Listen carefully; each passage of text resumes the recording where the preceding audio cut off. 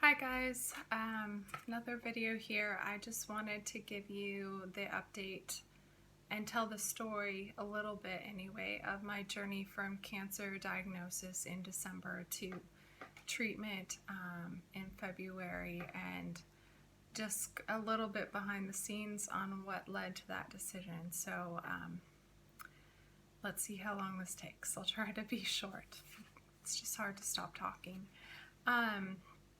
And I want to let you know too, I have full belief in God healing me, whether it's immediately or over time, but I believe He's given us wisdom and minds to do our part and wonderful things in His creation to heal our bodies with, and doctors and research and all these things. So I fully believe in that, and I'm doing my part in all areas.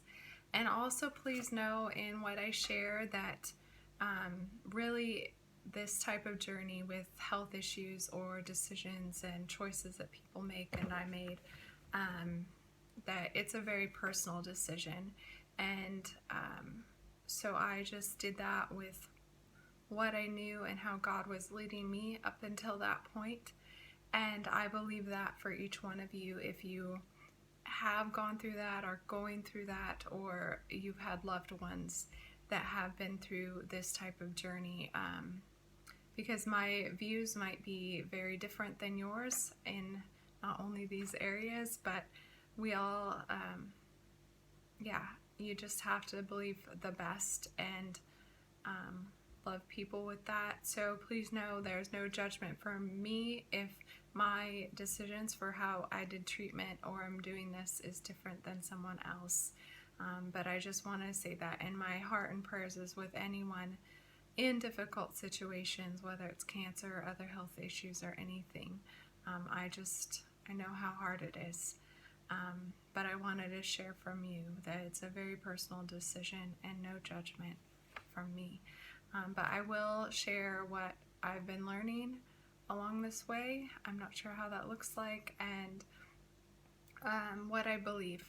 And so in December, my world kind of got changed with the cancer diagnosis, and it's a little bit of a blur what happened then. I do journal some, but I had tests, I had a lot of doctor's appointments, I had consultations with the oncologist, the surgeon, recommendations for surgery, chemo, potentially radiation right away, except for Christmas was happening. So people go on vacation for Christmas, so it's not the best time to start things. So I was really taking that time over Christmas vacation holiday to research and just have time to pray and look into things. And there are also specialty doctors I couldn't see because they were on Christmas vacation. So I had to wait until January.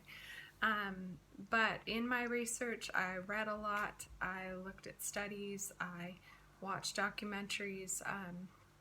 I was already, if you know me, you've known that I've gone to natural doctors for several years now also. And so I really looked into functional or integrative doctors that specialized in cancer. I went to a couple of those here.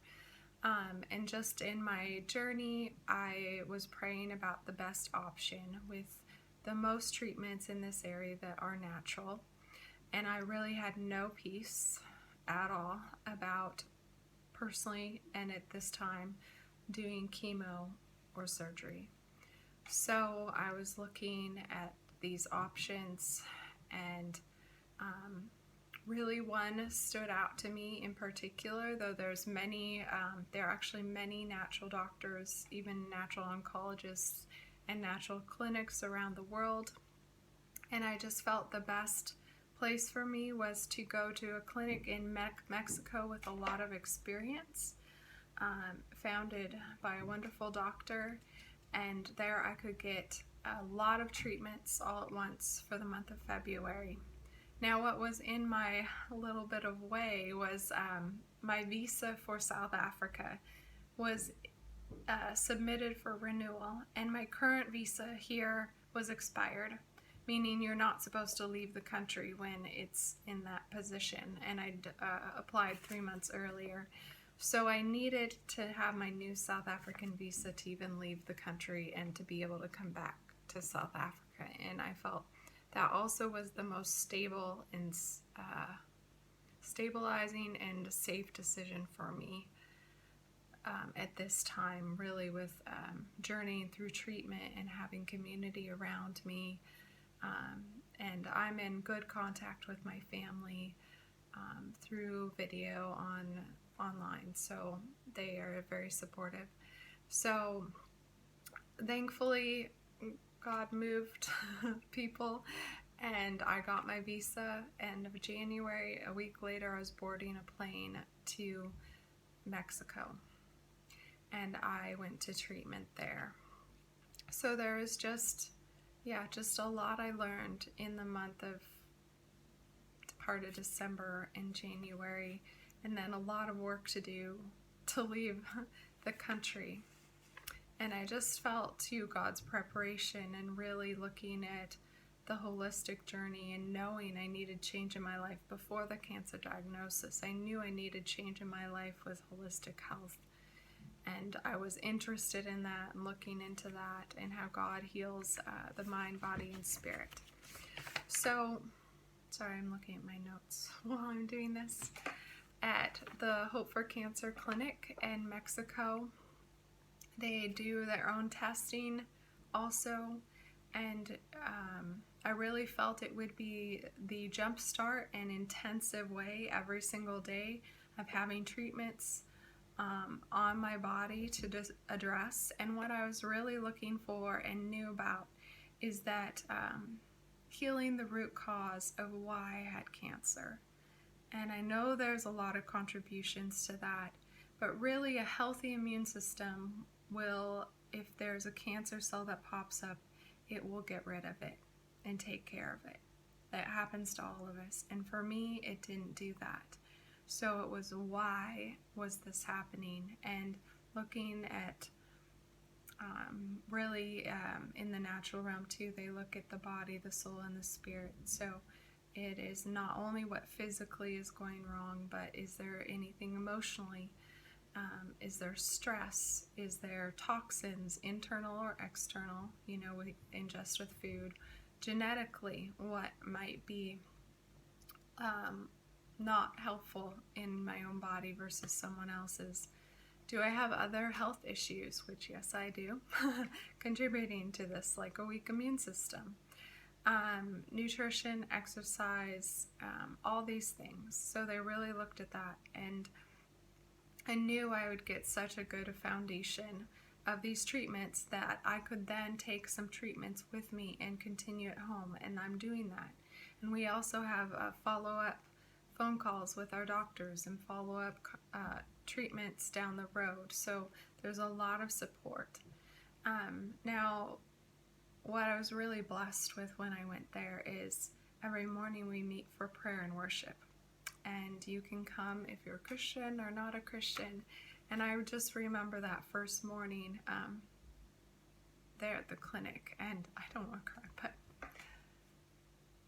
just, it was such a sweet moment. And just being surrounded by the Lord and praying together and declaring together over ourselves, I am healed. And it was beautiful, and we got to do that every morning with each other. So God was not lacking there. And not only did this just really set me up for the best on how to proceed here from South Africa, but we had wonderful, wonderful staff, like doctors, nurses, supportive staff, good nutrition and food. It was a beautiful place. My mom got to visit me while I was there, which was such a blessing and treasure. And then I think the thing you don't expect out of it is the people you meet that are patients too. And this was the first time I was physically talking to someone else at the same time as I had cancer, they did. And them sharing their story and their journey and even their research, what led them there too, and how we could support each other. We'd have meals together. We were in our little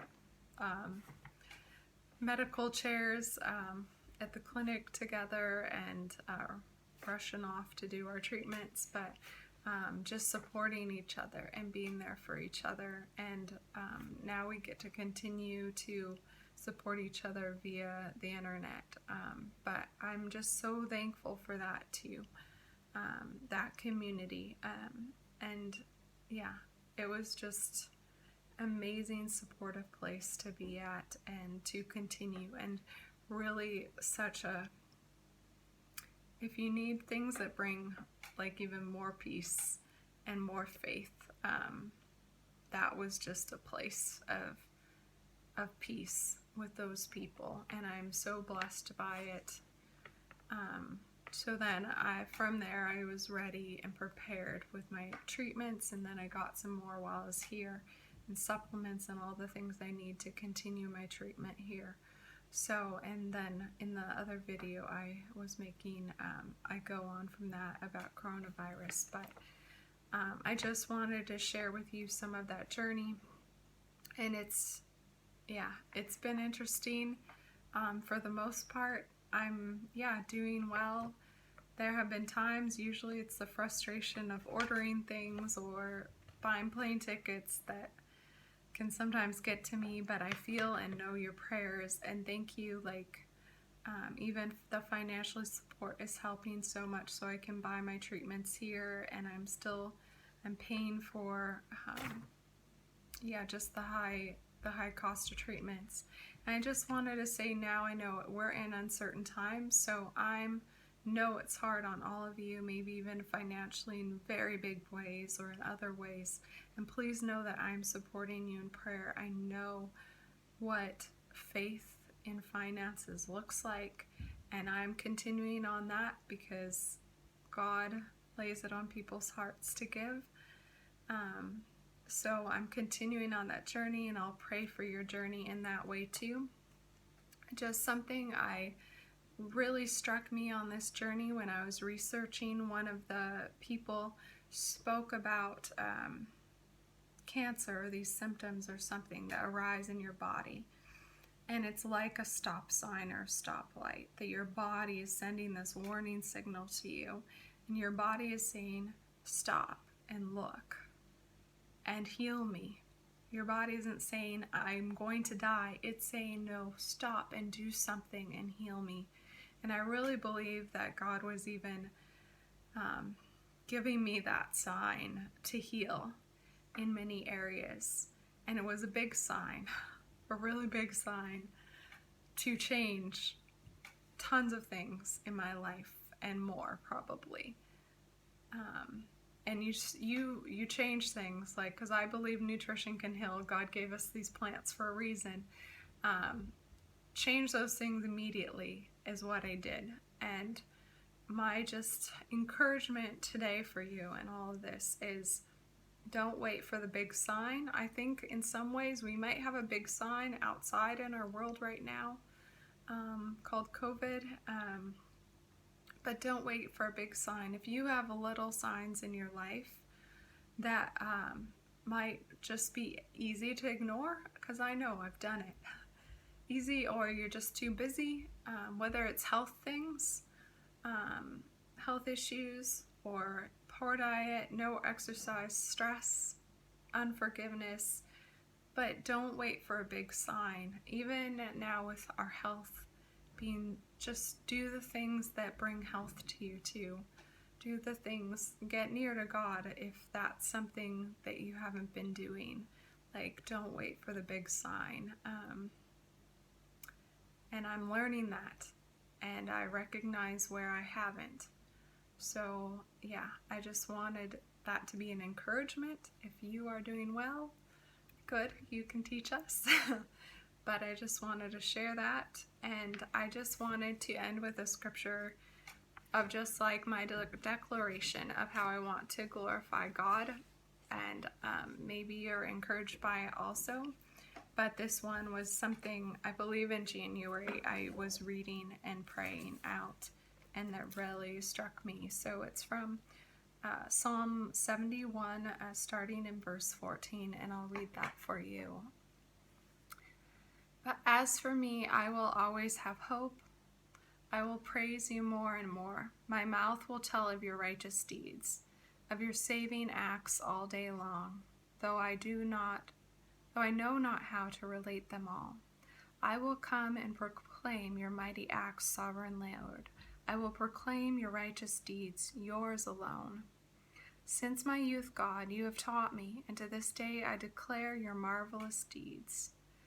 Even when I am old and gray, do not forsake me, God, till I declare your power to the next generation, your mighty acts to all who are to come. And so, as I have seen on the internet, so many testimonies about healing from cancer, whether by God or through nutrition or many means. I believe I'll have a testimony, and I have one now.